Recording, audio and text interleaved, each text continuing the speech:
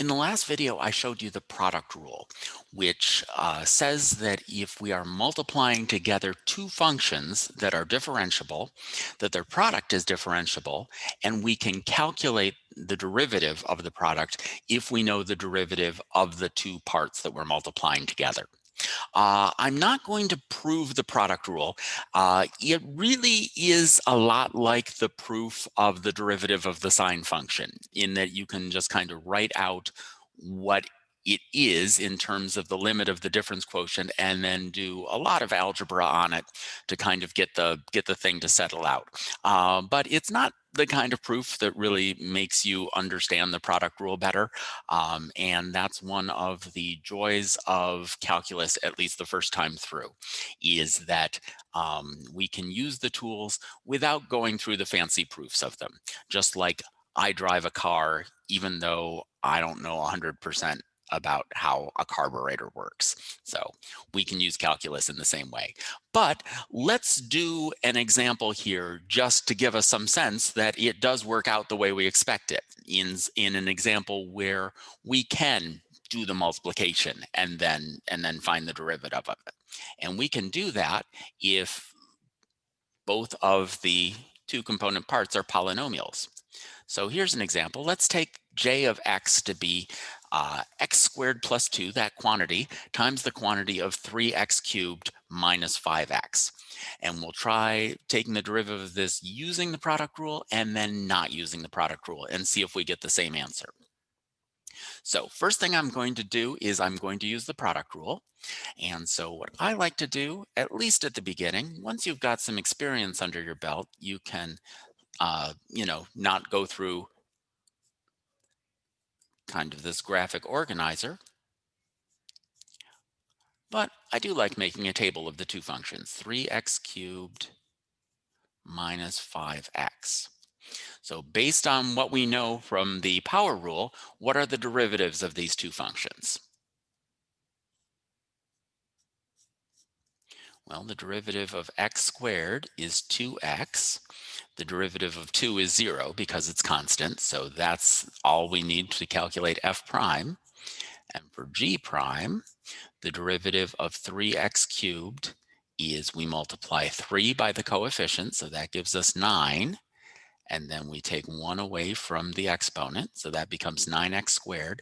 And the derivative of negative 5x is just negative 5.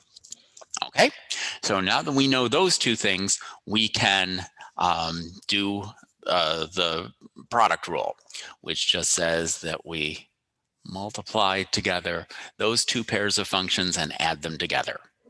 So j prime of x is equal to x squared plus 2 times 9x squared minus 5 plus 2x times 3x cubed minus 5x. All right.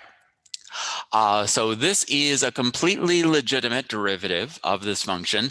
But in this case, let's multiply this out just so that we can see if we get the same answer on the other side. So x squared times 9x squared is 9 times x to the 4th power. X squared times negative 5 is negative 5x squared.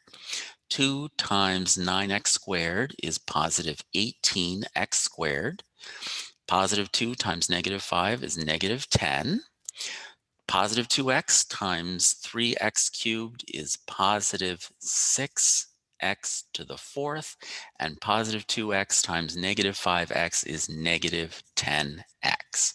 All right, so I'm just using all of my foiling rules and exponent rules. So let's see if we've got any like terms that we can combine. All right, so I've got 9x to the 4th and 6x to the 4th.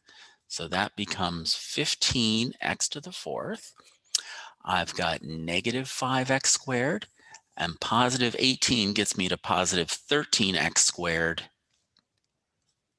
Positive 13x squared. I've got a negative 10x. Whoops, that's negative 10x squared because I'm multiplying 2x times negative 5x. So really that becomes 13x squared minus 10x squared. So that became 3x squared. And then the final term is the negative 10. All right, so doing that extra bit of algebra, we come up with 15x to the fourth plus 3x squared minus 10 as this derivative. Now, let's try calculating j directly. And again, we'll multiply this out. So x squared times 3x cubed is equal to 3 times x to the fifth. X squared times negative 5x is negative 5x cubed. 2 times 3x cubed is 6x cubed. And 2 times negative 5x is negative 10x. And again, we can combine some like terms. So that's 3 times x to the fifth, negative 5x cubed plus 6x cubed is positive 1x cubed minus 10x. So now that we've found that product, we can use the power rule directly on this without having to use the product rule at all. So what's the derivative of 3 times x to the fifth? 3 times 5 is 15, and we reduce the exponent by 1. The derivative of x cubed is 3x squared, and the derivative of negative 10x is negative 10. So 15x to the fourth plus 3x squared minus 10. So we did get the same answer either way. It's an interesting point. When we go through and do problems like this, it'll turn out that sometimes when you use the power rule, it'll be easier to keep the notation in this form than kind of doing the algebra. We'll see examples of that in a unit or two.